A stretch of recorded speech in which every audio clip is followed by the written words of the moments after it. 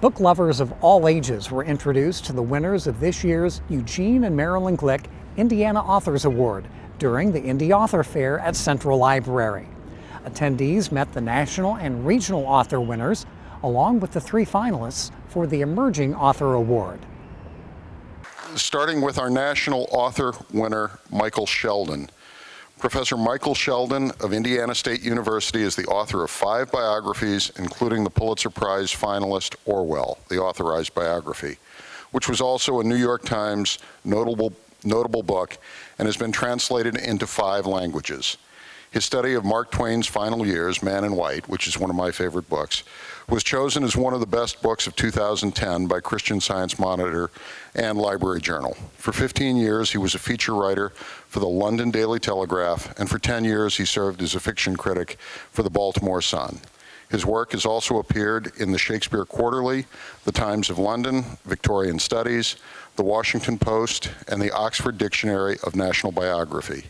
His most recent book, Young Titan, The Making of Winston Churchill, was published in 2013 by Simon & Schuster in New York and London. Translation rights have been sold in 4 languages, and the film rights were bought by Carnival Films, the London-based producers of Downton Abbey.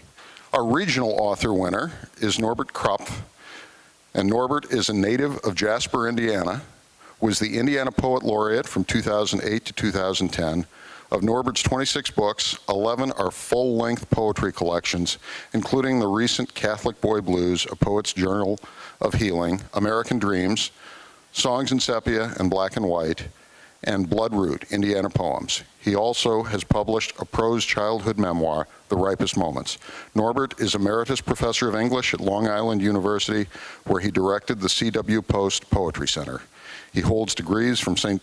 Joseph's College here in Indiana and the University of Notre Dame, and was Fulbright professor at the Universities of Freiburg, and you're going to have to help me again with Erlangen, Nuremberg in Germany. And we have 3 emerging author finalists. They'll find out their fate this evening. So they're the ones who actually are the most nervous here. Starting with Jessica Brockmole. Did I get that right? Mm-hmm. Good. Jessica spent several years living in Scotland, I'm envious, where she knew too well the challenges in maintaining relationships from a distance. She plotted her first novel, Letters from Skye, on a long drive from the Isle of Skye to Edinburgh. Since publication, Letters from Skye has sold to 23 countries and has reached international bestseller list. It was named one of Publishers Weekly's best books of the year. Jessica now lives in the South Bend area with her husband and 2 children. Clifford Garstang is the author of What the Young Boys Knew, got it? Okay, which won the 2013 Library of Virginia Award for Fiction. I got Jung right and I blew fiction. And the prize-winning short story collection In an Uncharted Country. He is the editor of Everywhere Stories, short fiction from a Small Planet, published earlier this month, and Prime Number Magazine, an online quarterly. He is also the author of the popular literary blog Perpetual Folly, widely known for its annual ranking of literary magazines. Clifford won the 2006 Confluence Fiction Prize and the 2007 GSU Review Fiction Prize, and has been awarded fellowships by the Virginia Center for the Creative Arts and the Sewanee Writers Conference. He is a graduate of Northwestern University, Indiana University, Harvard University, and Queen's University of Charlotte. Kelsey Timmerman, who's coming back, this is your 2nd year, is the author of Where Am I Wearing? A global tour to the countries, factories, and people that make our clothes, and Where Am I Eating? An adventure through the global food economy. His writing has appeared in publications such as the Christian Science Monitor and Condé Nast Portfolio, and has aired on NPR. Kelsey is also the co-founder of the Facing Project, community storytelling project that connects people through stories to strengthen communities. He has spent the night in Castle Dracula in Romania, played PlayStation in Kosovo, farmed on 4 continents, taught an island village to play baseball in Honduras, and in another life worked as a scuba instructor in Key West, Florida. Whether in print or in person, he seeks to connect people around the world. You do not look old enough to have done all of that. At the October 25th awards dinner at Central Library, national author Michael Shelden was honored as the Eugene and Marilyn Glick Indiana Authors Award national winner. It was in the spring that Winston Churchill and Violet Asquith became close friends. She had just turned 20 and was enjoying life in the spotlight as the only grown daughter of the Chancellor of the Exchequer. Several handsome young men seemed interested in her, but she wasn't ready for marriage and found most men her age a little dull and predictable. Devoted to her father, she loved nothing better than talking politics with him and following the latest events in the news. Her stepmother, Margot, worried that Violet was so intelligent and serious that she would never find a suitable mate. Violet needed to be less demanding, insisted her mother, telling a friend, "You must give gold for gold to find the right man, and Violet always has given copper. She's brilliant, but alas, too brilliant." She was also pretty in a way that set her apart from the average Edwardian beauty. Her figure wasn't statuesque or busty, her nose was a little too long, her fine wavy hair a little unruly, but her features were attractive in an unaffected way, fresh and natural. She had a bright, curious gaze, a full mouth, strong chin, and a slender waist. Eddie Grenfell, a friend, thought Violet was heartbreakingly pretty and encouraged her to fall in love as often and as madly as she desired. "There are tracks before you to ravage, my darling," Eddie would tell her.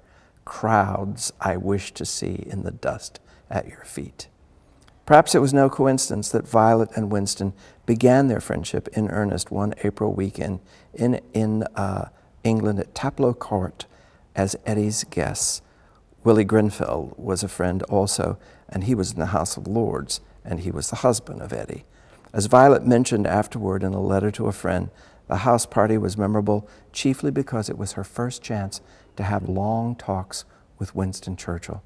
They had met socially in the past year, but had merely exchanged pleasantries. Now, after a weekend of the usual fun and games, she concluded that there were few things more stimulating than conversations with Winston. To Eddie, she sent a note of thanks full of ebullience. "Being with you always means happiness for me," she told Eddie, "with or without water fights." Over the next few months, her delight in Winston's presence grew. Was he, as people said, inebriated by his own words? She asked herself. I did not care. I only knew that I was. Most of the Churchill biographies refer to him in that period where he's so famous. He's winning World War II. And they forget that he was almost as famous worldwide when he was in his 20s and 30s. He was an incredible politician who had a lot of success early on. And that period is the one that's been neglected. And I sort of just zoomed in on that. And I thought, that's the point where you can stake your own territory out, because that period in his 20s and 30s hasn't been dealt with, and it's a wonderful story. So I love these kind of almost mini epics, you know, the sort of story where you have a great problem or a great issue, somebody launches into this, tries to solve it or match it or trump it, and either things go in a spectacular fashion well, or they just fall apart and collapse. And I love those kinds of dramatic moments. And you know what? We've got a lot of stories like that. I mean, Franklin Roosevelt getting polio at the age of 40 and fighting back from that to become governor of New York from a wheelchair, and then president of the United States 4 times from a wheelchair. It's an extraordinary story. And I don't think it's still been properly told from the standpoint of a man with a profound disability who won't be stopped by that. When he gives his inaugural address and he says, "We don't have anything to fear but fear itself," people overlook the fact that the next line is that fear paralyzes us. And here this is being said by a man who's paralyzed and who's not using that as just a figure of speech. He knows what he's talking about. I mean, the Glick family is already known for their generosity, but I was telling the family, I said, this is something that's almost like an investment in the culture of our state and in our capital city. It's a way of saying that we believe in literature, in books, and in our writers. And it's funny, this evening, Mayor Ballard was saying to me, of Indianapolis, was saying to me how he was struck in reading a book that at one time in the early 1900s, Indianapolis was thought of as a literary capital. We had General Lew Wallace in Crawfordsville who had written Ben-Hur. We had Booth Tarkington. We had Whitcomb Riley. So we had a lot going on here. And I think if we invest in it again, there's no reason why terrific writers can come out of the state. Vonnegut did, and many more, I'm sure. The evening's gala celebrated authors in other categories as well. Former Indiana Poet Laureate Norbert Krapf was named the Eugene and Marilyn Glick Indiana Authors Award Regional Author winner.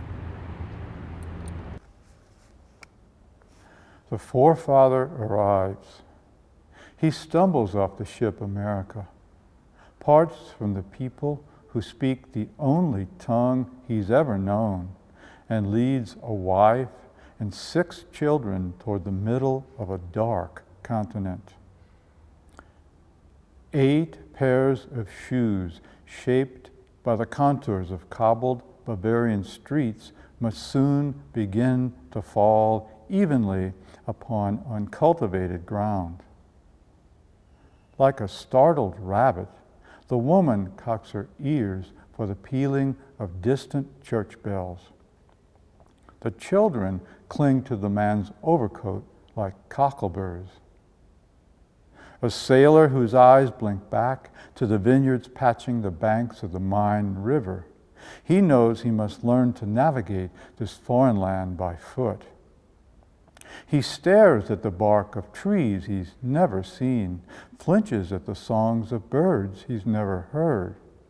He worries about putting soil in the seed in the spring. He sucks in his breath, puts down 1 foot at a time. An award like the Glick Indiana Authors Award is not something that you have any right to expect, but when it comes, it's a great surprise, and it's full of wonder, and it's full of gives you satisfaction and a sense of achievement and a sense of affirmation. It's all of those in one, rolled into one. It's great. I told an English major friend of mine at St. Joseph's College, if I'd only move east, I bet I'd start writing, thinking I'd have something worthwhile to write about. Well, I was right, but for the wrong reasons. I moved to the East Coast and I started to write. And what did I write about? My Midwestern origins, my background, my Southern Indiana, German heritage, yeah. And you need a sense of community as a poet because the audience is not huge, as I said. And when you have that sense of community and other fellow appreciators of what you do and have this love of poetry, it gives you encouragement and it's sustenance, and you need sustenance. Yeah. And a $7,500 award for poetry, man, that's big time stuff. This year's Emerging Author winner was chosen from among 3 finalists. Kelsey Timmerman was named the Eugene and Marilyn Glick Indiana Authors Award Emerging Author winner for 2014. Every person, even a slave, has a name. His was Solo. And since meeting Solo, a day hasn't gone by that I haven't thought about him and what happened when I freed him. And how if I could travel back in time to the cocoa field where it all went down, I would do everything differently. I freed a slave. That sounds crazy, doesn't it? First, that slavery exists at all. Second, that I was able to allow him the opportunity to act of his own free will. And third, that I could do so, although I'm just some guy from Indiana who has a wife, 2 kids, a mortgage, and a cat named Oreo. But to think that it's a novelty that my life intersected with slavery is to not have a handle on the world in which we live. You have a connection with slaves as well. We all do. If you eat, if you wear clothes, if you use something with a computer chip, you are connected with someone like Solo. And you are connected with mothers and fathers around the world trying to make ends meet the best way they can. Once you see how connected we all are, you will never see the world and your place in it the same again. You know, I really kind of feel like that's my mission statement, is connecting people through stories to strengthen communities. And I really believe that the community is much harder to grasp now. It used to be that we lived among the butcher, the baker, the garment maker, and now those people are around the world. Martin Luther King said, before we finish eating breakfast in the morning, we've interacted with half the world. And that is so true now, and we lack this connection with our things and the people who produce those things. So it's something I really hope that my work kind of puts a face to our things and makes us think about the lives of people in other places who are much different than ours. To be recognized as a winner of the Indiana Author Award means a lot. I travel all over the world to gather stories, and I come back home to Indiana to write them. And I really incorporate a lot of where I live because it really impacts who I am in the books that I write. So they're first-person travel narratives. So a lot of my home is in these books as well. But to be recognized in your home state is really, really special. You can hear more from these award-winning Indiana authors by visiting online at indianaauthors.org.